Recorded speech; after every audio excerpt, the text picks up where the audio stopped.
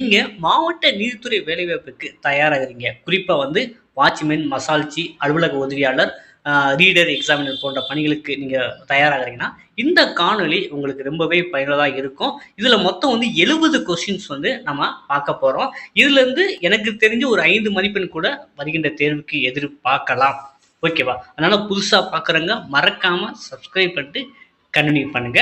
அது உயிரியல் கவிஞர் என்று அழைக்கப்படுவர் யாருன்னா சர் ஜெகதீஷ் சந்திரபோஸ். அது உயிரியல் கவிஞர். சரிங்களா? சர் ஜெகதீஷ் சந்திரபோஸ். கோவூர் கிழார் எவ்விரு சோழ அரசர்களிடையே போர் சமாதானம் செய்தார்? நலங்கிள்ளி, நெடுங்கிள்ளி. கோவூர் கிழார் எவ்விரு சோழ அரசர்களிடையே போர் சமாதானம் செய்தார்னா நலங்கிள்ளி, நெடுங்கிள்ளி.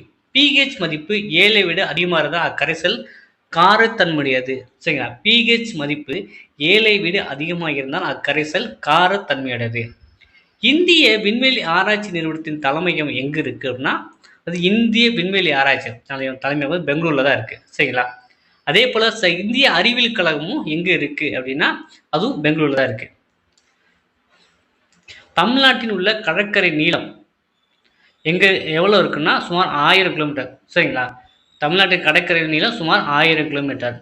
கொல்லிமலை ஆண்ட சிற்றரசர் ஓரி. கொல்லிமலை ஆண்ட சிற்றரசர் ஓரி. நம் பற்களில் உள்ள எனாமல் எந்த சேர்மத்தில் ஆனதுன்னா கால்சியம் பாஸ்பேட். நம் பற்களில் உள்ள எனாமல் எந்த சேர்மத்தில் ஆனதுன்னா கால்சியம் பாஸ்பேட். பசால் மற்றும் கிரானைட் என்ற இரண்டும் எந்த வகை பாறையை சேர்ந்ததுன்னா தீப்பாறை. பசால்ட் மற்றும் கிரானைட் இரண்டும் எந்த வகை பாறையை சேர்ந்தது அப்படின்னா தீப்பாறை. நிதி ஆணையத்தின் அதாவது ஃபைனான்சியல் கமிஷன் பதவிக்காலம் 5 ஆண்டுகள். ஆய் என்ற மன்னர் ஆட்சி புரிந்த மலை பொதிகை மலை. ஆய் என்ற மன்னர் ஆட்சி புரிந்த மலை பொதிகை மலை. நமது கால் பாதங்களில் எத்தனை எலும்புகள் இருக்கின்றன அப்படின்னா 16 எலும்புகள். பரம்பு மலையை ஆண்ட மன்னர் பார்த்தீங்கன்னா பாரி. சரிங்களா? பரம்பு மலை பாரி. ஆய் என்ற மன்னர் ஆட்சி புரிந்த மலை பொதிகை மலை. பொட்டாஸ் படிகாரம் பார்த்தீங்கன்னா இரட்டை உப்புகள் என அழைக்கப்படுகிறது. சரிங்களா? பொட்டாஸ் படிகாரம் ஒரு இரட்டை உப்புகள் என அழைக்கப்படுகிறது. குளிரியல் எவ்வளவு குறைந்த வெப்பநிலையை உருவாக்க முடியும்னா 123 கெல்வின் இல்லை 123 கே.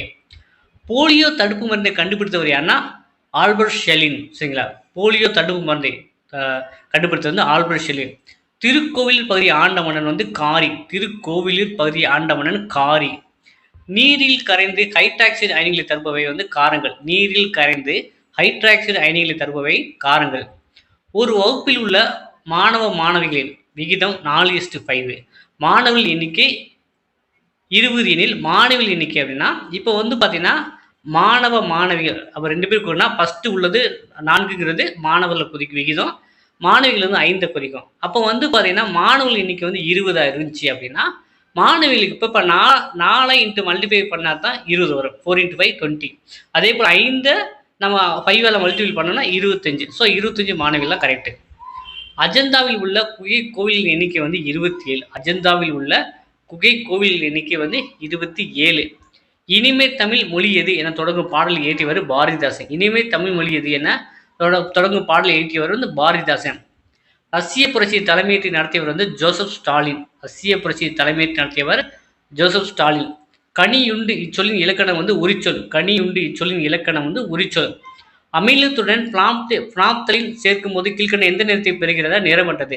அமிலத்துடன் பினாப்தலின் சேர்க்கும் போது கீழ்கண்ட எந்த நிறத்தை பெறுகிறதா? நிறமற்றது. அரசியல் அமைப்பில் அங்கீகரிக்கப்பட்ட மொழிகள் 22. அரசியல் அமைப்பில் அங்கீகரிக்கப்பட்ட மொழிகள் 22. தட்டை புழுவின் விலங்கியல் டீனியா. தட்டை புழுவின் விலங்கியல் பெயர் டீனியா. மயங்கொலி எழுத்துக்கள் எண்ணிக்கை 8. மயங்கொலி எழுத்துக்கள் எண்ணிக்கை 8. சோப்பு தயாரிக்கப்படுவது பார்த்தீங்கன்னா சோடியம் ஹைட்ராக்சைடு. சோப்பு தயாரிக்கப்படுவது சோடியம் ஹைட்ராக்சைடு. இந்து என்னும் ஆங்கில நாளை தோற்றுவித்தவது ஜி சுப்பிரமணிய ஐயர். ஸோ இப்போ எல்லாரும் படிக்கிற ஹிந்து நாடுகளை தோற்றுவித்தவர் பார்த்தீங்கன்னா ஜி சுப்பிரமணிய ஐயர். செஸ் விளையாட்டு தோன்றிய நாடு இந்தியா. காண்போம் படிப்போம் இப்பாடத்தலைப்பு தொடரில் வந்துள்ள இலக்கணம் முற்றெச்சம். காண்போம் படிப்போம் இப்பாடத்தலைப்பு தொடரில் வந்துள்ள இலக்கணம் முற்றெச்சம். திருக்குறளில் எந்த அதிகாரம் 2 முறை வருகிறது? குறிப்பறிதல். திருக்குறளில் எந்த அதிகாரம் 2 முறை வருகிறதுனா குறிப்பறிதல். இந்தியாவின் தேசிய மரம் ஆலமரம். முதல் தமிழ் பத்திரிகை பார்த்தீங்கன்னா சிலோன் கெஜெட். சரிங்களா? தமிழில் வெளிவந்த முதல் செய்தித்தாள் பார்த்தீங்கன்னா சுதேசமித்திரன். சரிங்களா? முதல் தமிழ் பத்திரிகை சிலோன் கெஜெட். முதல் செய்தித்தாள் வந்து பார்த்தீங்கன்னா சுதேசமித்திரன். இந்தியாவின் முதல் பெண் கவர்னர் வந்து பார்த்தீங்கன்னா சரோஜினி ஹரிச்சந்திரன். தமிழ்நாட்டின் முதல் பெண் கவர்னர் வந்து பார்த்தீங்கன்னா பாத்திமா பிவி. இந்திய விண்வெளி ஆய்வு எங்குள்ளதுன்னா இஸ்ரோ பெங்களூர். இந்தியாவின் தேசிய காலண்டர் எதுனா சகாப்தம்னு சொல்லுவாங்க. பின்கோடுனா போஸ்டல் இண்டெக்ஸ் கோடுன்னு அர்த்தம். புரிஞ்சுங்களா? இந்தியாவிற்கு வாஸ்கோடகமா எந்த ஆண்டு வந்துன்னா 1498. இந்தியாவிற்கு வாஸ்கோடகமா 1498. 1953 ஆந்திரா உருவான பின்னர் தமிழக ஆந்திர எல்லை சிக்கல் தீர்க்க ஆணைக்கப்பட்ட ஆணையம் குழு எதுனா ஹெச்வி படாஸ்கர் குழு. சரிங்களா? ஆந்திரா உருவான பின்னர் தமிழக ஆந்திர எல்லையை சிக்கல் தீர்க்க அமைக்கப்பட்ட ஆணையம் வந்து பார்த்தீங்கன்னா ஹெச்வி படாஸ்கர் குழு. பெரியாரை தமிழ்நாட்டில் ரூசோ என பாராட்டியவர் வந்து பார்த்தீங்கன்னா சரியா ராமசாமி முதலியார். பெரியாரை தமிழ்நாட்டில் ரூசோ என பாராட்டியவர் சரியா ராமசாமி முதலியார். செந்தமிழ் நாடு என்னும் போதினிலை பாடலின் ஆசிரியர் பாரதியார். கட்டிடங்களுக்கு வெள்ளையடிக்க பயன்படுவது வந்து பார்த்தீங்கன்னா கால்சியம் ஹைட்ராக்சைடு. கட்டிடங்களுக்கு வெள்ளையடிக்க பயன்படுவது வந்து பார்த்தீங்கன்னா கால்சியம் ஹைட்ராக்சைடு. புதியதோர் உலகம் செய்வோம் என்னும் பாடியவர் வந்து பார்த்தீங்கன்னா பாரதிதாசன். புதியதோர் உலகம் செய்வோம் என பாடி முழங்கியவர் பாரதிதாசன். நம் உடம்பிலே மிகவும் கடினமான பகுதி என பற்களில் உள்ள எனாமல். தோட்டத்தில் மேய்கிது வெள்ளை பசு என பாடலை இயற்றியவர் வந்து கவிமணி தேசிய விநாயகம் பிள்ளை. மானின் விடுதலை கதைப்பாடலின் ஆசிரியர் வந்து அலா வள்ளியப்பா. மனிதனின் உமிழ்நீர் pH மதிப்பு வந்து பார்த்தீங்கன்னா 6.5 7.5. சரிங்களா? அமிலம் காரம் பற்றிய புதிய கொள்கை வந்து பார்த்தீங்கன்னா பிரான்ஸ்டேஸ் லவ்ரி கொள்கை. அமிலம் காரம் பற்றிய புதிய கொள்கை வந்து பிரான்ஸ்டேஸ் லவ்ரி கொள்கை. உலகிலேயே ஆழமான ஆளி எதுனா மரியானா ஆளி. உலகிலேயே ஆழமான ஆளி எதுனா மரியானா ஆளி.